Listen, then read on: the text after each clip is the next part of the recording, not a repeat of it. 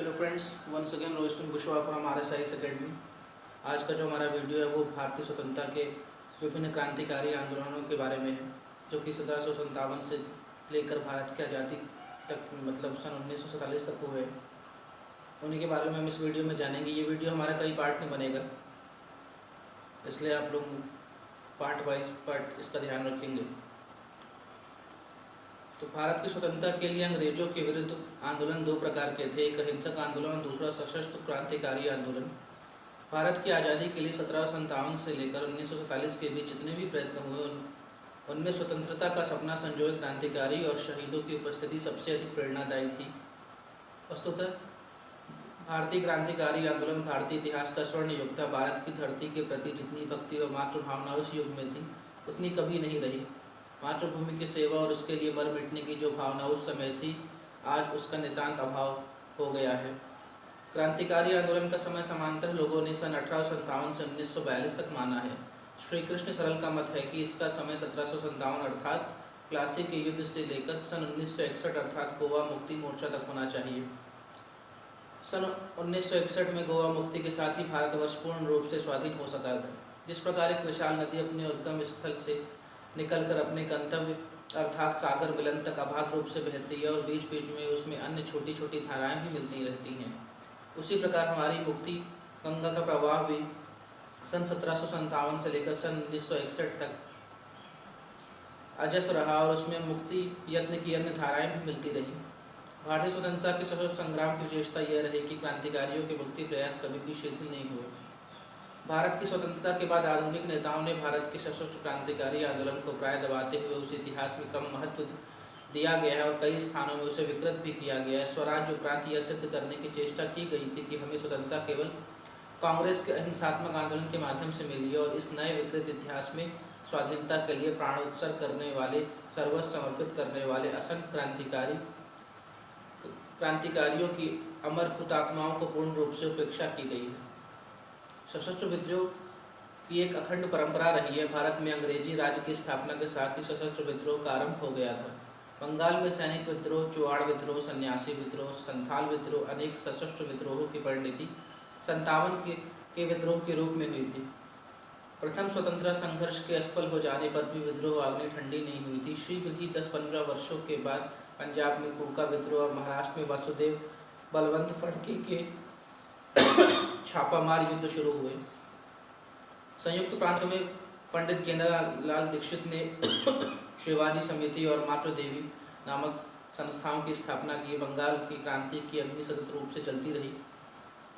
सरदार अजीत सिंह ने 57 के स्वतंत्रता आंदोलन की पुनरावृत्ति करने के प्रयत्न शुरू कर दिए। रासबिहारी बोस, सचिन नाथ सान्याल ने बंगाल, बिहार, दिल्ली, राजपुताना, संयुक्त प्रांत व पंजाब से लेकर पेशावर तक की सभी छावनियों में प्रवेश कर 1915 में पुनः विद्रोह की सारी तैयारी कर ली थी।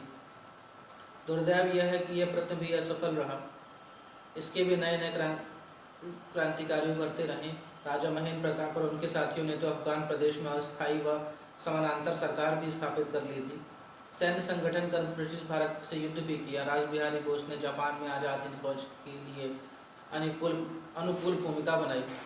मलाया व सिंगापुर में आज़ाद हिंद फौज संगठित हुई। सुभाष चंद्र बोस ने इसी कार्य को आगे बढ़ाया। उन्होंने भारत भूमि पर अपना झंडा गाड़ा। आज़ाद हिंद फौज का भारत में भव्य स्वागत हुआ और उसने भारत की ब्रिटिश फौज की आंखें खोल दी।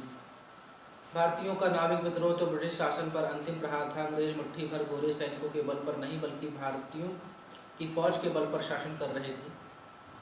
आरंभिक सशस्त्र विद्रोह में क्रांतिकारियों को भारतीय जनता की सहानुभूति प्राप्त नहीं हुई थी। वे अपने संगठन व कार्यक्रम गुप्त रखते थे। अंग्रेजी शासन द्वारा शोषित जनता में उनका प्रचार नहीं था। अंग्रेजों के क्रूर व अत्याचारपूर्ण अमानवीय व्यवहारों से ही उन्हें इनके विषय में जानकारी मिली है। विशेषतः काकोरी कांड के अभियुक्त तथा भगत सिंह और उसके साथियों ने जनता का प्रेम और सहानुभूति अर्जित की। भगत सिंह ने अपना बलिदान क्रांति के उद्देश्य के प्रचार के लिए ही किया था। जनता में जागृति लाने के कार्य महात्मा गांधी के चुंबकीय व्यक्तित्व ने किया। बंगाल की सुप्रसिद्ध क्रांतिकारी श्रीमती कमला दास गुप्ता ने कहा कि क्रांतिकारी की एक निधि थी कम व्यक्ति अधिकतम बलिदान। महात्मा गांधी की निधि थी अधिकतम व्यक्ति न्यूनतम बलिदान। सन 1942 के बाद उन्होंने अधिकतम व्यक्ति और अधिकतम बलिदान का मंत्र दिया। भारत की स्वतंत्रता प्राप्ति में क्रांतिकारियों की भूमिका महत्वपूर्ण है। भारतीय क्रांतिकारियों के कार्य सिर्फ युवकों के अनियोजित कार्य नहीं थे। भारत माता की श्रृंखला तोड़ने के सतत संघर्ष करने वाले देशभक्तों की एक अखंड परंपरा थी। देश की रक्षा के लिए कर्तव्य समझकर उन्होंने शस्त्र उठाए थे। क्रांतिकारियों का उद्देश्य अंग्रेजों का रक्त बहाना नहीं था, वे तो अपने देश का सम्मान लौटाना चाहते थे। अनेक क्रांतिकारियों के हृदय में क्रांति की ज्वाला थी तो दूसरी ओर आध्यात्मिक आकर्षण भी था। हंसते हुए फांसी के फंदे का चुंबन करने वाले, वे मातृभूमि के लिए सरफरोशी की तमन्ना रखने वाले ये देशभक्त युवक भावुक ही नहीं विचारवान भी थे।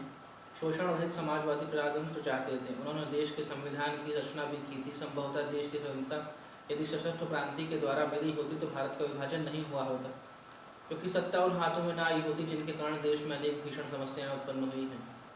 जिन शहीदों के प्रयत्न व त्याग से हमें स्वतंत्रता मिली, उन्हें उचित सम्मान नहीं मिला। अनेकों की स्वतंत्रता के बाद भी गुमनामी का अपमानजनक जीवन जीना पड़ा। ये शब्द उन्हीं लोगों पर लागू होते हैं कि उनकी तुरबत पर नहीं है एक भी दिया, जिनके खून से जलते थे चिरागे वतन, जगमगा रहे हैं मकबरे उनके, बेचा करते थे जो शहीदों के कफन। नाविक विद्रोह के सैनिकों को स्वतंत्र भारत की सेना के अग्रक्रम देना न्यायोचित होता है, परंतु नौकरशाह ने उन्हें सेना में रखना शासकीय नियम का उल्लंघन समझा। अनेक क्रांतिकारियों की अस्थियां विदेशों में हैं। अनेक क्रांतिकारियों के घर भग्नावशेष हैं। उनके घरों के स्थान पर आलिशान होटल बन गए हैं। क्रांतिकारियों की बची हुई पीढ़ी भी समाप्त हो गई है। निराशा में आशा किरण यही है कि समान जनता में उनके प्रति सम्मान की थोड़ी बहुत भावना अभी भी शेष है। उस आगामी पीढ़ी तक उनकी गाथाएं पहुंचाना हमारा दायित्व है। क्रांतिकारियों पर लिखने के लिए कुछ प्रयत्न हुए थे। सुशील नाथ सान्याल, शिव वर्मा, मनमथ नाथ गुप्ता व रामकृष्ण खत्री आदि ने पुस्तकें लिखकर हमें जानकारी देने का महत्वपूर्ण कार्य किया। इतर लेखकों ने भी इस दिशा में कार्य किया है। भारतीय स्वतंत्रता के लिए आरंभ से ही समय समय पर भारत के विभिन्न भागों में अंग्रेजों के विरुद्ध सशस्त्र विप्लव होते रहे हैं। 1757 से अंग्रेजों द्वारा जारी लूट और भारतीय किसान मजदूर कारीगरों की बर्बादी, धार्मिक सामाजिक भेदभाव ने जिस गति से जोर पकड़ा, उसी गति से देश के विभिन्न हिस्सों में विद्रोहों की चिंगारियां भी फूटने लगी, जो 1857 में जंगे आज़ादी के महासंग्राम के रूप में फूट पड़ी। 1757 के बाद शुरू हुआ सन्यासी विद्रोह, जो कि 1763 से लेकर 1800 तक चला। मिदनापुर विद्रोह 1766 से लेकर 1767 तक रहा। रंगपुर व जोरहट विद्रोह 1769 से लेकर 1799 तक। चिटगांव का चकमा आदिवासी विद्रोह 1776 से लेकर 1789 तक। पहाड़िया सरदार विद्रोह 1778 में हुआ। रंगपुर किसान विद्रोह 1783 में। रेशम कारीगर विद्रोह 1770 से लेकर 1800 तक चला। ये वीरभूमि विद्रोह 1788 से लेकर 1789 तक 1 साल तक चला। मिदनापुर आदिवासी विद्रोह 1799 में हुआ। विजयनगरम विद्रोह 1794 में। केरल में कोट्टायम विद्रोह 1787 से लेकर 1800 तक चला। त्रावणकोर का बेलूथम्बी विद्रोह 1808 से लेकर 1809 तक हुआ। ये वेल्लोर सिपाही विद्रोह 1806 में हुआ। कारीगरों का विद्रोह 1795 से लेकर 1805 तक चला। सिलहट विद्रोह 1787 से लेकर 1799 तक चला। खासी विद्रोह 1788, भिवानी विद्रोह 1789, पलामी विद्रोह 1800 से लेकर 1802 तक चला। बुंदेलखंड में मुखियाओं का विद्रोह 1808 से लेकर 1812 तक हुआ। कटकपुरी विद्रोह 1817 से लेकर 1818। खानदेश, धारवा, मालवा का भील विद्रोह 1817 से लेकर 1831 तक। उसके बाद 1846 में हुआ और फिर एक बार और 1852 में हुआ। छोटा नागपुर, पलाम, चाईबास, कोल विद्रोह 1820 से लेकर 1837 तक हुआ। बंगाल आर्मी बैरकपुर में प्लाटून विद्रोह 1824 में संपन्न हुआ। गुर्जर विद्रोह 1824 में। भिवानी, हिसार व रोहतक विद्रोह 1824 से लेकर 1826 तक चला। कालपी विद्रोह 1824 में हुआ। वहाबी विद्रोह 1830 से लेकर 1861 तक चला। 24 परगना में तीतू मीर आंदोलन 1831 में हुआ। मैसूर में किसान विद्रोह 1830 से लेकर 1831 तक हुआ। विशाखापट्टनम का किसान विद्रोह 1830 से लेकर 1833 तक। मुंडा विद्रोह 1834 में। कोल विद्रोह 1831 से लेकर 1832 तक। संबलपुर का गौड़ विद्रोह 1833 में। सूरत का नमक आंदोलन 1844 में। नागपुर विद्रोह 1848। नगाव विद्रोह 1849 से लेकर 1878 तक। हजारा में सैयद का विद्रोह 1853 में। गुजरात का भील विद्रोह 1809 से लेकर 1828 तक चला। संथाल विद्रोह 1855 से लेकर 1856 तक चला और यह सिलसिला आगे भी जारी रहा, जिसके बीच में हैदर अली, टीपू सुल्तान व नाना फडणवीस के भारत की आज़ादी के लिए संगठित प्रतिरोध ने भी अंग्रेजों के लिए भारी मुश्किलें पैदा कर दी। प्लासी का युद्ध 1757 में। प्लासी का युद्ध अंग्रेजों और बंगाल के शासक सिराजुद्दौला के बीच 1757 में लड़ा गया। यह युद्ध केवल 8 घंटे चला और कुल 23 सैनिक मारे गए। युद्ध में सिराजुद्दौला की ओर से मीर जाफर ने गद्दारी की और रॉबर्ट क्लाइव ने उसका भरपूर लाभ उठाया। प्लासी विजय के पश्चात भारतवर्ष में ईस्ट इंडिया कंपनी के माध्यम से अंग्रेजी साम्राज्य की नींव पड़ गई। बंगाल का प्रथम सैनिक विद्रोह 1764 में एक नए फौजी नियमों के विरोध में थल सेना ने बगावत कर दी। मेजर मुनरो ने ब्रिटिश सेना के बल पर घमासान युद्ध के पश्चात विद्रोह को दबा दिया। जो विद्रोही जीवित हाथ लगे उन्हें तोपों के मुंह से बांध कर उड़ा दिया गया। जंगल महाल विद्रोह सन 1767 में गद्दार मीर जाफर ने बंगाल के कुछ जिलों की जमींदारी अंग्रेजों को दे दी। इनमें से कुछ जिलों में अत्याचारों के विरोध में अंग्रेज विरोधी लहर उत्पन्न हो गई। जंगल महाल में जमींदारों ने अंग्रेजों के विरुद्ध विद्रोह कर दिया। मेजर फर्ग्यूसन को विद्रोहियों के साथ कई स्थानों पर युद्ध करना पड़ा। विद्रोही जमींदार जंगलों में छिप कर सशस्त्र प्रतिरोध करते रहे। झाड़ग्राम के जमींदार ने भी विद्रोह कर दिया। मेजर फर्गूसन ने कई संघर्ष के पश्चात झाड़ग्राम दुर्ग पर अधिकार कर लेने में सफलता प्राप्त कर ली। घाटशिला के जमींदार ने कड़ा संघर्ष किया। उसने चौहाड़ सैनिकों ने अंग्रेजी सेना को भयंकर क्षति पहुंचाई। वीरभूम के जमींदार आसद खान ने अंग्रेजों को डटकर मुकाबला किया और मेजर याक ने उस पर विजय प्राप्त की। इस प्रकार मिदनापुर, वीरभूम और बर्दवान जिले कंपनी सरकार के अधीन हो गए। सन्यासी एवं फकीर विद्रोह जो कि 1763 से लेकर 1773 तक चला। बंगाल में सन्यासियों और फकीरों के अलग अलग संगठन थे। पहले तो इन दोनों संगठनों ने मिलकर अंग्रेजों के साथ संघर्ष किया, लेकिन बाद में उन्होंने पृथक पृथक रूप से विद्रोह किया। सन्यासियों के उल्लेखनीय नाम हैं मोहनगिरी और भवानी पाठक। और फकीरों के नेताओं के रूप में मजनू शाह का नाम प्रसिद्ध है। ये लोग 50-50 हज़ार सैनिकों के साथ अंग्रेजी सेना पर आक्रमण करते थे। अंग्रेजों की कई कोठियाँ इन लोगों ने छीन ली और कई अंग्रेज अफसरों को मौत के घाट उतार दिया। अंतर्गत सन्यासी विद्रोह और फकीर विद्रोह दोनों ही दबा दिए गए। बंगाल का द्वितीय सैनिक विद्रोह सन 1705 में हुआ। बंगाल की 15वीं बटालियन को आदेश मिला कि वह हमला के स्थान पर पहुंच। जब बटालियन वहां पहुंच गई, वहां पर उस बटालियन को बताया गया उसे जहाज पर चढ़कर यूरोप जाना है। यूरोप में इस बटालियन को 10 लोगों के साथ युद्ध करना था। भारतीय सैनिकों ने जहाज पर चढ़ने से इनकार कर दिया और उनमें से कुछ गोलियों से भून दिया गया और कुछ को तोप के मुंह में बांधकर उड़ा दिया गया। वेल्लोर का सैनिक विद्रोह सन 1803 में हुआ। वेल्लोर स्थित मद्रासी सेना ने भी अंग्रेजों के विरुद्ध विद्रोह शुरू कर दिया। वह विद्रोह नंदी दुर्ग, संकरी दुर्ग आदि स्थानों तक फैल गया। इसी विद्रोह के फलस्वरूप लॉर्ड विलियम बेंटिंग को अपनी नौकरी से भी हाथ धोना पड़ा। चुवाड़ विद्रोह 1718 से शुरू होकर 1820 तक चला। चुवाड़ बंगाल की एक वन्य जाति थी। चुवाड़ विद्रोह इसी वन्य जाति का विद्रोह था। यह जाति जंगल महाल जिले के विभिन्न परगनों में रहती थी। कई स्थानों पर चुवाड़ वीरों ने अंग्रेजी शासन को उखाड़ फेंका। बाद में संगठित होकर अंग्रेजी सेना ने बड़ी निर्ममता से इस विद्रोह का दमन कर दिया। रानी शिरोमणि नाम से एक महिला ने विद्रोही ने भी अच्छी वीरता का प्रदर्शन किया। बाद में वह बंदी बना ली गई। नायक विद्रोह सन 1821। इसी समय बगड़ी राज्य की एक नायक जाति ने भी अंग्रेजों के विरुद्ध युद्ध का बिगुल बजा दिया। अचल सिंह इस जाति का नेता था।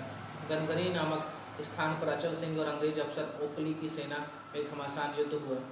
दोनों ओर से बहुत जनहानि हुई। गद्दार ने छल से अचल सिंह को गिरफ्तार कर लिया।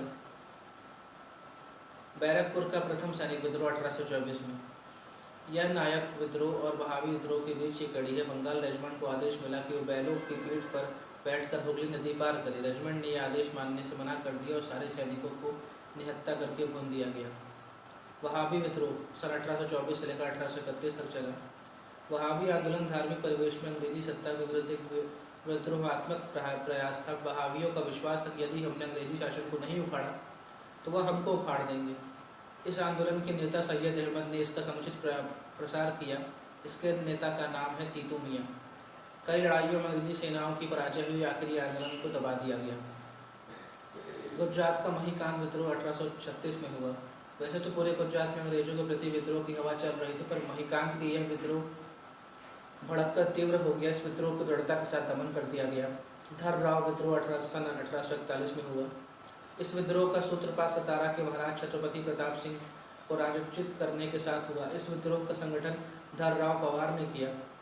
बदामी दुर्ग पर अधिकार कर दिया कि अंग्रेजी सेना ने प्रत्याक्रमण करके दुर्ग को वापस ले लिया, विद्रोहियों को कड़े दंड दिए।